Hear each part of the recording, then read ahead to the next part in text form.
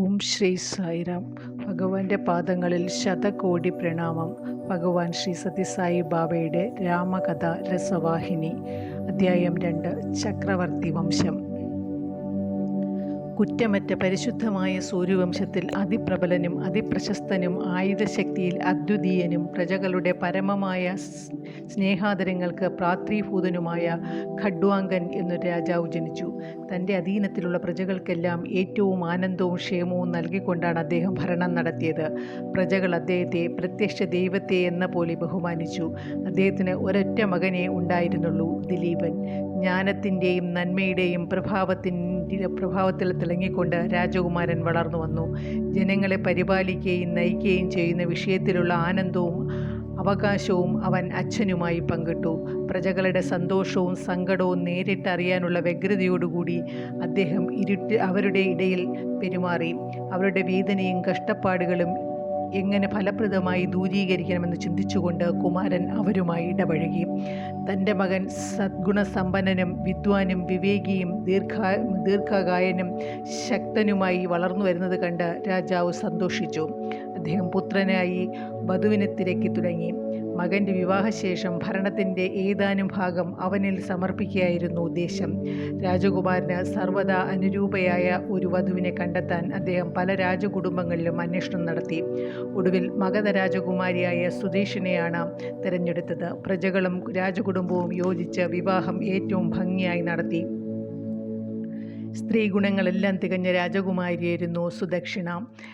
ഈശ്വരഭക്തിയും സരള ജീവിതവും പതിഭക്തിയും സുദക്ഷിണയിൽ ഉണ്ടായിരുന്നു. അവർ ഭർത്താവിനെ യഥാവിധി പരിചരിച്ചു. തൻ്റെ പ്രാണൻ എന്ന നിലയിൽ അദ്ദേഹത്തിന് പ്രേമം ചൊരിഞ്ഞു. അവർ എപ്പോഴും പ്രാണനാഥൻ്റെ കാലടിപ്പാടുകളിൽ നടന്നു. ഒരിക്കലും ധർമ്മമാർഗത്തിൽ നിന്നും വ്യതിചലിച്ചില്ല. ദിലീപനും ധർമ്മത്തിൻ്റെ മൂർത്തിമദ്ഭാവമായിരുന്നു. അതിൻ്റെ ഫലമായി ഒന്നിൻ്റെയും ദൗർലഭ്യമോ നിരാശയോ അദ്ദേഹത്തെ അലട്ടിയില്ല. ഭരണവിഷയത്തിൽ അദ്ദേഹം പിതാവിൻ്റെ ആദർശങ്ങളെയും നടപടിക്രമങ്ങളെയും കടുകിട വ്യത്യാസമില്ലാതെ മുറുകെ പിടിച്ചു. പതുക്കെ യാതൊരു ക്രമഭംഗവും കൂടാതെ ഭരണത്തിൻ്റെ പൂർണ്ണമായ ഉത്തരവാദിത്വം ഏറ്റെടുക്കുവാൻ അദ്ദേഹത്തിന് സാധിച്ചു. അതിൻ്റെ ഫലമായി പിതാവിന് വാർദ്ധക്യകാലത്ത് പൂർണ്ണ വിശ്രമം അനുവദിക്കുവാൻ അദ്ദേഹത്തിന് കഴിഞ്ഞു. തൻ്റെ പുത്രൻ്റെ മഹത്തായ ഗുണങ്ങളെ സംബന്ധിച്ച് ചിന്തിച്ചും ഭരണകാര്യങ്ങളിലെ ദിലീപൻ്റെ കുശലതയും പ്രാപ്തിയും പ്രായോഗിക ജ്ഞാനവും കണ്ടും ഖഡ്വാങ്കൻ അത്യന്തം സന്തോഷിച്ചു. അങ്ങനെ കുറേ വർഷങ്ങൾ കടന്നുപോയി. ഖഡ്വാങ്കൻ ദിലീപിൻ്റെ പട്ടാഭിഷേകത്തിനുള്ള ശുഭദിവസം മുഹൂർത്തവും അറിയിക്കുവാൻ കൊട്ടാരൻ ജ്യോത്സ്യന്മാരോട് ആവശ്യപ്പെട്ടു. നിശ്ചിത ദിവസം തന്നെ ദിലീപൻ രാജാവായി അഭിഷിക്തനാവുകയും ചെയ്തു. ആ ദിവസം മുതൽ ദിലീപൻ കടലോട് കടൽ അതിർത്തിയായി സമുദ്രത്തിലെ സപ്തദ്വീപുകളും ഉൾപ്പെടെയുള്ള സാമ്രാജ്യത്തിൻ്റെ അധിപനും ഭരണകർത്താവുമായി പ്രശോഭിച്ചു. ശാസ്ത്ര നിർദ്ദേശങ്ങൾക്ക് അനുസരിച്ചുള്ളതും തികച്ചും നീതിനിഷ്ഠവും കരുണാർദ്രവുമായിരുന്നു അദ്ദേഹത്തിൻ്റെ ഭരണം. അതിന് ഫലമായി മഴ യഥാവസാനം യഥേഷ്ടം ലഭിച്ചു. വിള സമൃദ്ധവും സമ്പുഷ്ടവുമായിരുന്നു. സാമ്രാജ്യം മുഴുവനും ശ്യാമളാഢ്യവും സമൃദ്ധവുമായിരുന്നു. ഗ്രാമത്തിൽ നിന്നുയർന്ന വേദോച്ചാരണത്തിൻ്റെ പരിശുദ്ധ തരംഗങ്ങൾ നാട് നീളെ മാറ്റിക്കൊണ്ടിരുന്നു. ഓരോ സമുദായവും ഇതര സമുദായങ്ങളുമായി വളരെ ഐക്യത്തിൽ കഴിഞ്ഞുകൂടി. എന്നിരുന്നാലും മഹാരാജാവ് നിഗൂഢമായ ഏതോ വേദനയിൽ വിഷമിക്കുന്നത് പോലെ തോന്നി. മുഖകാന്തി കുറഞ്ഞു വന്നു. കുറച്ചു വർഷങ്ങൾ കഴിഞ്ഞിട്ടും സംഗതി ഭേദപ്പെട്ടില്ല. വിരാജ അദ്ദേഹത്തിൻ്റെ നെറ്റിയിൽ ആഴമുള്ള രേഖകൾ വീഴ്ത്തി. ഒരു ദിവസം അദ്ദേഹം തൻ്റെ മ്ലാനതയുടെ കാരണം സുദക്ഷിണ രാജ്ഞിയോട് വെളിപ്പെടുത്തി. പ്രിയേ, നമുക്ക് സന്താനങ്ങളില്ല. എൻ്റെ ആദിക്ക് കാരണം അതാണ്. ഇങ്ങനെയാണെങ്കിൽ ഇക്ഷ്വാകു വംശം എന്നോടുകൂടി അവസാനിക്കും. അതോർക്കുമ്പോൾ ഞാൻ ദുഃഖപരവശനാകുന്നു. ഞാൻ ചെയ്ത ഏതോ പാപമാണതിന് കാരണം. ഈ ദുർവിധിയെ മറികടക്കുന്നതിന് ഒരു മാർഗവും കാണുന്നില്ല. ഈ പാപമോചനത്തിനും ഈശ്വരകാരുണ്യത്തിനും വേണ്ടി ഒരു മാർഗം ഉപദേശിക്കുവാൻ ഞാൻ കുലഗുരു വസിഷ്ഠനോട് അപേക്ഷിക്കാൻ ആഗ്രഹിക്കുന്നു. ദുഃഖം എന്നെ വല്ലാതെ തളർത്തിക്കളഞ്ഞിരിക്കുന്നു. ഈ വിഷയത്തിൽ ഈശ്വരകാരുണ്യം നേടുവാനുള്ള ഉത്തമമായ മാർഗം വല്ലതും നിനക്ക് നിർദ്ദേശിക്കാനാകുമോ? ഇതിനൊരുത്തരം കണ്ടുപിടിക്കാൻ സുദക്ഷിണ തെല്ലു സമയം പോലും എടുത്തില്ല. അവർ പറഞ്ഞു, പ്രഭു, ഇതേ സമയം എൻ്റെ മനസ്സിലും ഇതേ ഭയം എൻ്റെ മനസ്സിലും കടന്നുകൂടിയിട്ടുണ്ട്. ഞാനും ദുഃഖിതയാണ്. ഞാനത് പ്രകടിപ്പിച്ചില്ല എന്നേ ഉള്ളൂ. ഞാനത് മനസ്സിൽ തന്നെ ഒളിച്ചു വച്ചു. കാരണം അങ്ങയുടെ പ്രേരണയില്ലാതെ എൻ്റെ ഭയം പുറത്തു പറയാൻ എനിക്ക് കഴിയുകയില്ല. നമ്മുടെ ശോകം അവസാനിപ്പിക്കുന്നതിന് അങ്ങേക്ക് തോന്നുന്ന ഏറ്റവും നല്ല മാർഗം ചോദ്യം ചെയ്യാതെ തന്നെ അനുസരിക്കാൻ ഞാൻ എപ്പോഴും സന്നദ്ധയാണ്. ഇനി എന്തിന് കാലതാമസം? വസിഷ്ഠ മഹർഷിയെ കാണാൻ നമുക്ക് വേഗം പോകാം. കുലഗുരുവിൻ്റെ അടുത്തേക്കുള്ള യാത്രയ്ക്ക് ദിലീപൻ രഥം വരുത്തി. അംഗരക്ഷകരോ സ്തുതിപാഠകരോ ആരും തങ്ങളെ അനുഗമിക്കേണ്ടതില്ല എന്ന് അദ്ദേഹം നിർദ്ദേശം നൽകി. അദ്ദേഹം സ്വയം തേരോടിച്ച് ആശ്രമത്തിലെത്തി. രഥത്തിൻ്റെ ശബ്ദം കേട്ട് ആശ്രമത്തിന് സമീപത്തുണ്ടായിരുന്ന തപസ്വികൾ ആശ്രമത്തിലേക്ക് ചെന്ന് ചക്രവർത്തിയുടെ ആഗമന വാർത്ത മഹർഷിയെ അറിയിച്ചു. അവരെ കണ്ടപ്പോൾ തന്നെ വസിഷ്ഠൻ തൻ്റെ അനുഗ്രഹം അദ്ദേഹത്തിൽ ചൊരിഞ്ഞു. അദ്ദേഹത്തിൻ്റെ ആരോഗ്യത്തെപ്പറ്റിയും പ്രജകളുടെയും ബന്ധുജനങ്ങളുടെയും ക്ഷേമത്തെപ്പറ്റിയും സ്നേഹപൂർവ്വം അന്വേഷിച്ചു. സ്ത്രീ ഗുണങ്ങളുടെ എല്ലാം മൂർത്തിമത് ഭാവമായ വസിഷ്ഠ പത്നി അരുന്ധതിയുടെ പാദങ്ങളിൽ സുദർശന രാജ്ഞിയെ നമസ്കരിച്ചു. അരുന്ധതി രാജ്ഞിയെ എഴുന്നേൽപ്പിച്ച് പ്രേമപൂർവ്വം ആലിംഗനം ചെയ്തു. അവരുടെ ക്ഷേമത്തെപ്പറ്റി ആരാഞ്ഞു. അവർ രാജ്ഞിയെ ആശ്രമത്തിൻ്റെ അന്തർഭാഗത്തിലേക്ക് നയിച്ചു. രാജ്യം ഭരിക്കുന്ന രാജാവിന് അനുയോജ്യമാം വിധം ദിലീപൻ വസിഷ്ഠനോട് സംസാരിച്ചു. ദിലീപൻ ചോദിച്ചു, യജ്ഞങ്ങളും യാഗങ്ങളും മുടക്കം കൂടാതെ നടക്കുന്നില്ലേ? തപസ്വികൾക്ക് ഭക്ഷണം ലഭിക്കുന്നതിലും അധ്യയനം, ആധ്യാത്മിക പരിശീലനം എന്നിവ ചെയ്യുന്നതിലും വല്ല പ്രയാസങ്ങളും അനുഭവിക്കുന്നുണ്ടോ? ആശ്രമങ്ങളെ വന്യമൃഗങ്ങൾ ഭീഷണിപ്പെടുത്തുന്നുണ്ടോ? തുടങ്ങിയ കാര്യങ്ങൾ അന്വേഷിച്ചു. പ്രതികൂലമായ പരിസ്ഥിതി കൊണ്ടോ എതിർ സ്വാധീനത കൊണ്ടോ അവരുടെ അധ്യയനവും ആധ്യാത്മിക പരിശീലനങ്ങളും മുടങ്ങരുത്. അതാണ് അഗാധമായ തൻ്റെ ആഗ്രഹം എന്ന് ചക്രവർത്തി വെളിപ്പെടുത്തി. രാജാവും രാജ്ഞിയും ആശ്രമത്തിൽ പ്രവേശിച്ച് അവിടെ സമ്മേളിച്ച സന്യാസിമാരുടെയും അന്വേഷകരുടെയും സാധകന്മാരുടെയും ഒപ്പം സ്വസ്ഥാനങ്ങളിലിരുന്നു. അപ്പോൾ വസിഷ്ഠൻ മറ്റുള്ളവരോടെല്ലാം സ്വന്തം ആശ്രമങ്ങളിലേക്ക് പോകാൻ നിർദ്ദേശിച്ചു. മറ്റൊരാളും അനുഗമിക്കാതെ രാജ്ഞിയും രാജാവും മാത്രമായി തൻ്റെ സമീപം വരാനുള്ള കാരണം മഹർഷി ആരാഞ്ഞു. രാജാവ് കുലഗുരുവിനോട് തൻ്റെ ദുഃഖത്തിൻ്റെ സ്വഭാവവും കാഠിന്യതയും അറിയിച്ചു. മഹർഷിയുടെ അനുഗ്രഹം മാത്രമാണ് അതിനൊരു പരിഹാരം എന്നും അതുണ്ടാവണമെന്നും അപേക്ഷിച്ചു. ആ അപേക്ഷ കേട്ട് വസിഷ്ഠൻ അഗാധമായ ധ്യാനത്തിലാണ്ടു. പരിപൂർണ നിശബ്ദത. ഈശ്വരനിൽ തന്നെ മനസ്സ് ലയിപ്പിച്ചുകൊണ്ട് രാജാവ് വെറും നിലത്ത് പത്മാസനത്തിലിരുന്നു. രാജ്ഞിയും ഈശ്വരചിന്തയിൽ മനസ്സുറപ്പിച്ച് സ്ഥിതി ചെയ്തു. വസിഷ്ഠൻ ധ്യാനത്തിൽ നിന്നുണർന്നു. കണ്ണു തുറന്നു. അദ്ദേഹം പറഞ്ഞു, മഹാരാജൻ, എത്ര പ്രാബല്യവും അധികാരശക്തിയും ഉണ്ടായാലും ഒരു മനുഷ്യനും ഈശ്വരേച്ഛയ്ക്കെതിരായി പ്രവർത്തിക്കുവാൻ സാധ്യമല്ല. ദൈവവിധി മാറ്റാൻ എനിക്കും ശക്തിയില്ല. എൻ്റെ അനുഗ്രഹം വഴി താങ്കൾ ആഗ്രഹിക്കുന്ന കാര്യം, സന്താന ഭാഗ്യം, താങ്കൾക്ക് തരുവാൻ എനിക്കാവില്ല. താങ്കൾക്കൊരു ശാപമേറ്റിട്ടുണ്ട്. ഒരിക്കൽ രാജധാനിയിലേക്ക് മടങ്ങും വഴി താങ്കൾ തലസ്ഥാന നഗരിയെ സമീപിച്ചപ്പോൾ കാമധേനു കൽപ്പതരുഛായയിൽ വിശ്രമിക്കുകയായിരുന്നു. താങ്കൾ അവളെ കണ്ടു. പക്ഷേ ലൗകിക ഭോഗങ്ങളുടെ കുരുക്കിൽപ്പെട്ടതുമൂലം അങ്ങ് അവളെ അവഗണിച്ചു. അഹങ്കാരപൂർവ്വം രാജധാനിയിലേക്ക് യാത്ര തുടർന്നു. ഈ അവഗണന കാമധേനുവിനെ വളരെ വേദനിപ്പിച്ചു. അവൾക്ക് ദുഃഖം തോന്നി. രാജാവ് പശുക്കളെ ആദരിക്കുന്നില്ലെങ്കിൽ പ്രജകളും പശുക്കളെ അവഗണിക്കാൻ തുടങ്ങും എന്നവൾ ചിന്തിച്ചു. രാജാവ് തന്നെ ധർമാചരണത്തിൽ പരാജയപ്പെട്ടിരിക്കുന്നു. വേദങ്ങളെ ആദരിക്കാത്തവരും വേദാധ്യയനം ചെയ്യുകയും വൈദിക കാര്യങ്ങൾ അനുഷ്ഠിക്കുകയും ചെയ്യുന്ന ബ്രാഹ്മണരെ ബഹുമാനിക്കാത്തവരും സമകളായ ഗോക്കളെ അവഗണിക്കുന്നവരും ആയ രാജാക്കന്മാർ സ്വതന്ത്രമായി നിർഭയമായി ഭരണം തുടർന്നാൽ രാജ്യത്തിൽ ധർമ്മമുണ്ടാവുകയില്ല എന്നവൾ പറഞ്ഞു. ഇക്കാരണത്താൽ കാമധേനു താങ്കളുടെ വംശം നിന്നുപോകാൻ ഒരു പുത്രൻ ഉണ്ടാവാതിരിക്കട്ടെ എന്ന് ശപിച്ചു. അവളന്ന് ശാപമോക്ഷവും പ്രഖ്യാപിച്ചു. ഗുരുവിൻ്റെ ഉപദേശപ്രകാരം വിനയത്തോടും ആദരവോടും കൂടി പശുവിനെ പരിചരിക്കുകയും ഭക്തിപൂർവ്വം ആരാധിക്കുകയും ചെയ്താൽ ശാപമോക്ഷം സിദ്ധിക്കുന്നതും താങ്കൾക്ക് അവകാശിയായി പുത്രനെ ലഭിക്കുന്നതുമാണ്. അതുകൊണ്ട് ഈ നിമിഷം മുതൽ പരിശുദ്ധ ഗ്രന്ഥങ്ങളിൽ പറഞ്ഞ പ്രകാരം രാജ്ഞിയും ഒന്നിച്ച് പശുവിൻ്റെ ആരാധനയും പരിചരണവും ആരംഭിക്കൂ. താങ്കൾക്ക് തീർച്ചയായും പുത്രനുണ്ടാകും. ഗോക്കൾ മേച്ചിൽ സ്ഥലത്ത് നിന്നും വീട്ടിലേക്ക് മടങ്ങുവാനുള്ള സമയം അടുത്തിരിക്കുന്നു. എൻ്റെ നിധിയായ നന്ദിനി എന്ന ദേവഗോവ് അത് ആശ്രമത്തിലേക്ക് നടന്നടുക്കുകയാണ്. പോകൂ, ഭക്തിയോടും ദൃഢവിശ്വാസത്തോടും കൂടി അവളെ പരിചരിക്കൂ. അവൾക്ക് ഭക്ഷണവും വെള്ളവും യഥാസമയം കൊടുക്കൂ. പശുവിനെ കുളിപ്പിച്ച് മേച്ചിൽ സ്ഥലങ്ങളിലേക്ക് കൊണ്ടുപോകൂ. അവൾ മേയുന്ന സ്ഥലത്ത് നിന്ന് യാതൊരാപത്തും അവൾക്ക് വരാതെ കാത്തു രക്ഷിക്കുകയും ചെയ്യൂ. ഇത്രയും ഉപദേശിച്ച ശേഷം വസിഷ്ഠൻ രാജാവിനും രാജ്ഞിക്കും ധേനുവ്രതം ആചരിക്കുന്നതിനുള്ള സമ്പ്രദായങ്ങൾ പറഞ്ഞുകൊടുത്തു. ആരാധനയ്ക്കായി തീർത്ഥവും പൂജദ്രവ്യങ്ങളും കൊടുത്ത് അവരെ പശുശാലയിലേക്ക് അയച്ചു. അദ്ദേഹം സ്നാനത്തിനും സന്ധ്യാവന്ദനത്തിനുമായി നദീതീരത്തേക്ക് പോവുകയും ചെയ്തു. ഒരു ദിവസം നന്ദിനി കാട്ടിൽ സന്തോഷത്തോടുകൂടി മേഞ്ഞുകൊണ്ടിരിക്കെ ഒരു സിംഹം അവളെ കാണുവാനിടയായി. വിശപ്പടക്കാനായി സിംഹം നന്ദിനിയുടെ പിറകെ പാഞ്ഞു. ദിലീപൻ അത് കണ്ടു. നന്ദിനിയുടെ മേൽ ചാടി വീഴുന്നതിൽ നിന്നും സിംഹത്തെ പിന്തിരിപ്പിക്കുവാൻ അദ്ദേഹം തനിക്കറിയാവുന്ന എല്ലാ കൗശലവും ബലവും പ്രയോഗിച്ചു നോക്കി. സാധിച്ചില്ല. ഗത്യന്തരമില്ലാതെ അദ്ദേഹം നന്ദിനിക്ക് പകരമായി തന്നെ സമർപ്പിക്കുവാൻ തീരുമാനിച്ചു. സിംഹം മാർജാരപ്രകൃതിയും ക്രൂരതയും ഉള്ളവനായിരുന്നുവെങ്കിലും ധർമാചരണത്തിൽ അചഞ്ചലനായിരുന്നു. താൻ ആരാധിക്കുന്ന പശുവിനെ രക്ഷിക്കുവാൻ രാജാവ് ശരീരം ത്യജിക്കാൻ തീരുമാനിച്ചതുകൊണ്ട് കരുണാർദ്ദനായി കഴിഞ്ഞ സിംഹം നന്ദിനിയെയും രാജാവിനെയും ഒഴിവാക്കി സ്ഥലം വിട്ടു. ദിലീപന്റെ ത്യാഗോജലത കണ്ട നന്ദിനിയുടെ ഹൃദയം കൃതജ്ഞതയും ആനന്ദവും കൊണ്ട് നിറഞ്ഞു.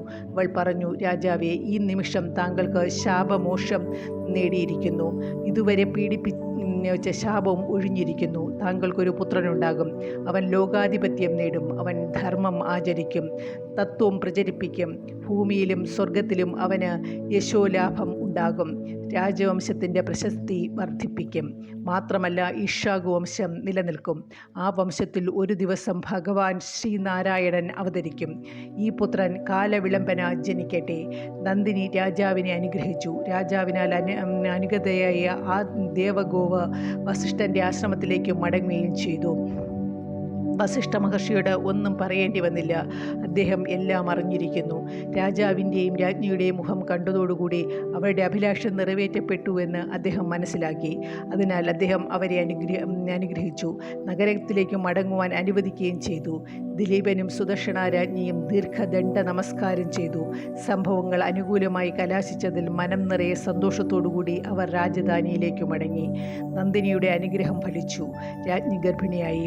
മാസം തികഞ്ഞപ്പോൾ ഒരു ശുഭസമയത്ത് ഉണ്ണി പിറന്നു. ആ സന്തോഷ വാർത്ത നഗരത്തിലും നാട്ടിൻപുറങ്ങളിലും പരന്നതോടുകൂടി രാജധാനിക്ക് മുമ്പിലും ചുറ്റും ആയിരക്കണക്കിന് ആളുകൾ ആഹ്ലാദത്തോടുകൂടി സമ്മേളിച്ചു. നഗരവീഥികൾ കൊടികളാലും ഹരിതപത്രങ്ങളാലും അലങ്കരിക്കപ്പെട്ടു. ജനങ്ങൾ ആനന്ദം കൊണ്ട് നൃത്തം ചെയ്തു. ഈ ആനന്ദാവേശത്തിൽ പങ്കുകൊള്ളാൻ എല്ലാവരെയും ക്ഷണിക്കുകയും ചെയ്തു. അവർ കർപ്പൂരം കത്തിച്ചു, ആരതി കാണിച്ചു. ജനക്കൂട്ടമാകെ ജയാരവം മുഴക്കി. കൊട്ടാര മൈതാനത്തിലേക്ക് നീങ്ങി. അവിടെ തടിച്ചുകൂടിയ ജനാവലിയോട് സാമ്രാജ്യത്തിന് ഒരു അവകാശി പിറന്ന വാർത്ത മന്ത്രി തന്നെ അറിയിക്കണമെന്ന് രാജാവ് കൽപ്പിച്ചു.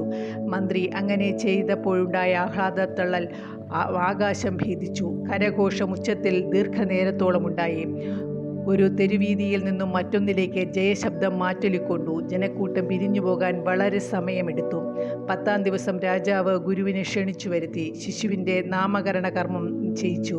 കുട്ടി പിറന്ന നക്ഷത്രത്തെ അടിസ്ഥാനമാക്കി രഘു എന്ന നാമമാണ് തിരഞ്ഞെടുത്തത്. കളിയും കൊഞ്ചലും കൊണ്ട് ശിശു എല്ലാവരെയും ആനന്ദിപ്പിച്ചു. പ്രസന്നാത്മകവും സുന്ദരാകൃതിയുമായ കുഞ്ഞിനെ സർവരും ഇഷ്ടപ്പെട്ടു. അങ്ങനെ വർഷങ്ങൾ കടന്നുപോയി. അവന് പ്രായം 19 കഴിഞ്ഞു. ഭരണവിഷയത്തിൽ പിതാവിനെ സഹായിക്കത്തക്ക ധീരനും ദൃഢനിശ്ചയമുള്ളവനും പ്രാപ്തനുമായി രഘു വളർന്നു വന്നു. ഒരു രാത്രി എന്ത് കാരണത്താലാണ് രാജാവിന് അങ്ങനെ തോന്നിയതെന്ന് ആർക്കും ഊഹിക്കാൻ പോലും കഴിഞ്ഞില്ല. രാജ്ഞിയുമായി സംസാരിക്കവേ അദ്ദേഹം പറഞ്ഞു, സുദക്ഷിണേ, ഞാൻ അനേകം വമ്പിച്ച വിജയങ്ങൾ നേടിയിട്ടുണ്ട്. പല മഹായജ്ഞങ്ങളും നടത്തുന്നതിൽ വിജയിച്ചിട്ടുണ്ട്. പൂർണ്ണ മനുഷ്യരല്ലാത്ത അതിക്രൂരന്മാരായ രാക്ഷസന്മാരെയും അതിശക്തരായ അക്രമികളെയും നേരിട്ട് പൊരുതി അവരെ തുരത്തിയിട്ടുണ്ട്. സർവോപരി അമൂല്യമായ രത്നം എന്നെപ്പോലെയുള്ള ഒരു പുത്രനെ കൊണ്ട് നാം അനുഗ്രഹീതനുമാണ്. നമുക്ക് ഇനിയൊന്നും കിട്ടേണ്ടതില്ല. ശിഷ്ടജീവിതം ഇനി നാം ഈശ്വരാരാധനയ്ക്കും മറ്റും ചെലവഴിക്കണം. രഘു എല്ലാ നല്ല ഗുണങ്ങളുടെയും നിലയമാണ്. അവൻ ഏതു നിലയിലും സാമ്രാജ്യത്തിൻ്റെ ഭരണച്ചുമതല ഏറ്റെടുക്കുവാൻ അർഹനാണ്. രാജ്യം അവനെ ഏൽപ്പിക്കുക. വനാന്തരത്തിലെ നിശബ്ദതയിലേക്ക് നമുക്ക് പോകാം. ഫലമൂലാദികൾ ഭക്ഷിക്കാം. സുഖഭോഗങ്ങൾ തീവ്ര വിരക്തിയുള്ളവരും ദൈവിക ചിന്തകൾ ആമഗ്നരും ഈശ്വരാഭിമുഖ്യമുള്ള അഭിലാഷങ്ങൾ മാത്രമുള്ളവരുമായി ജീവിക്കാം. അത്തരം സന്യാസിമാരെ ശുശ്രൂഷിക്കാം. ശ്രവണം കൊണ്ടും മനനം കൊണ്ടും നിധിധ്യാസനം കൊണ്ടും ഓരോ നിമിഷവും പവിത്രീകരിക്കാം.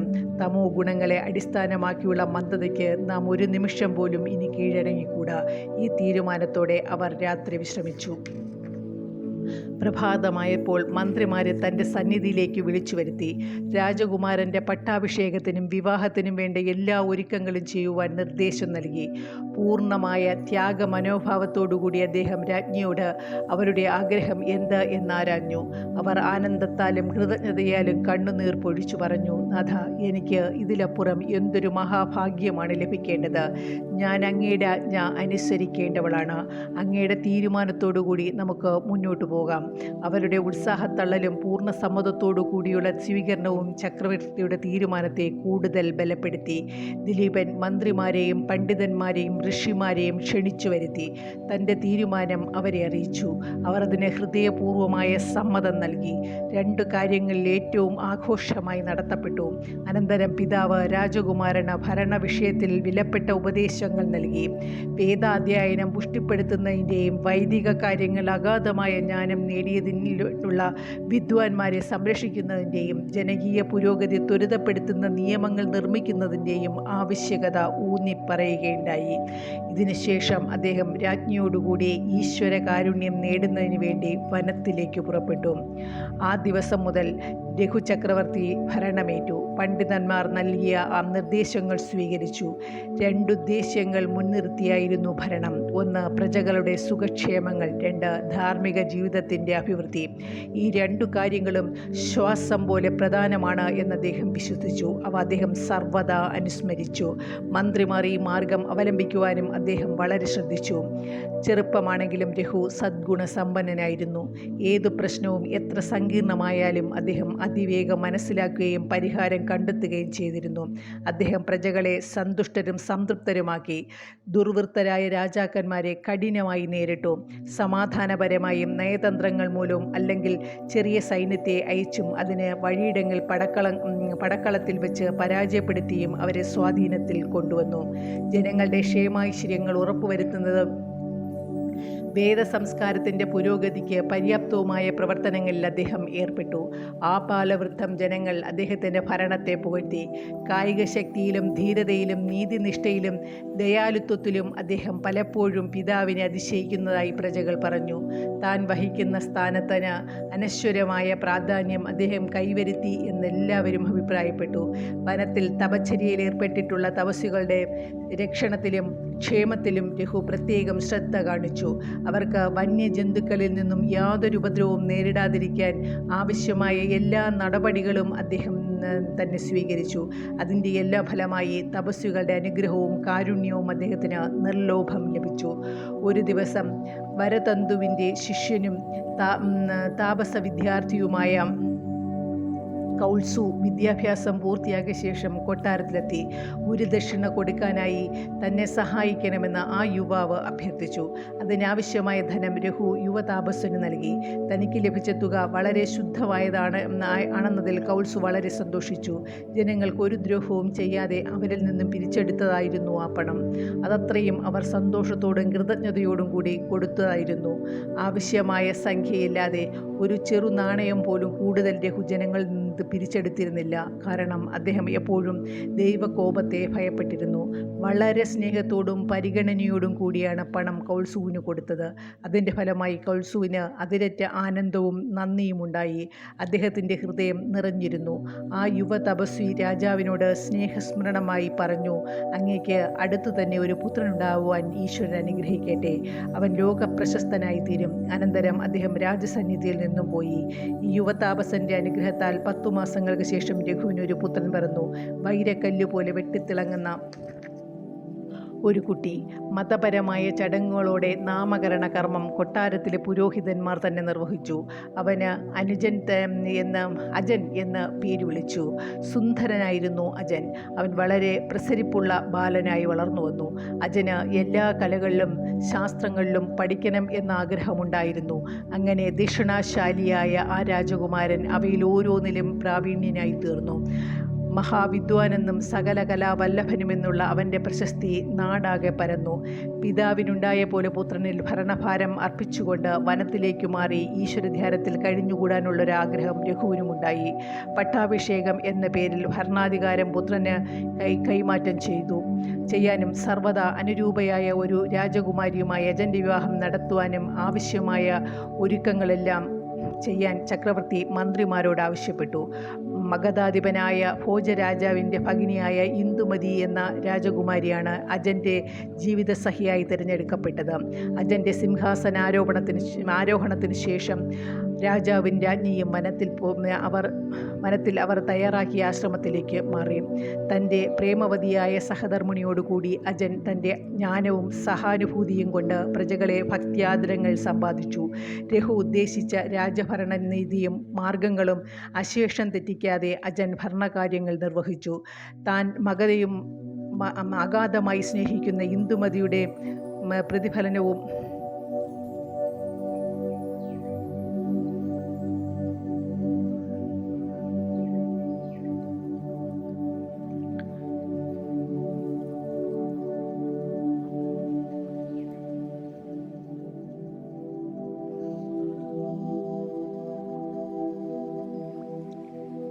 താൻ അഗാധമായി സ്നേഹിക്കുന്ന ഇന്ദുമതിയുടെ പ്രതിഫലനവും പ്രതിരൂപവും എന്ന നിലയിൽ അദ്ദേഹം രാജ്യത്തെയും അതിൻ്റെ നിവാസികളെയും സ്നേഹിക്കുകയും ബഹുമാനിക്കുകയും ചെയ്തു. അതിൻ്റെ ഫലമായി അദ്ദേഹത്തിൻ്റെ ഹൃദയവും സുഖവും ആഹ്ലാദവും കൊണ്ട് പരിപൂർണമായി. പ്രകൃതിയുടെ പ്രഭാവവും സൗന്ദര്യവും ദർശിച്ചാനന്ദിച്ചുകൊണ്ട് ആ രാജദമ്പതികൾ മനോഹരങ്ങളായ വനസങ്കേതങ്ങളിൽ ദിവസങ്ങളും ആഴ്ചകളും ചെലവഴിക്കുക പതിവായിരുന്നു.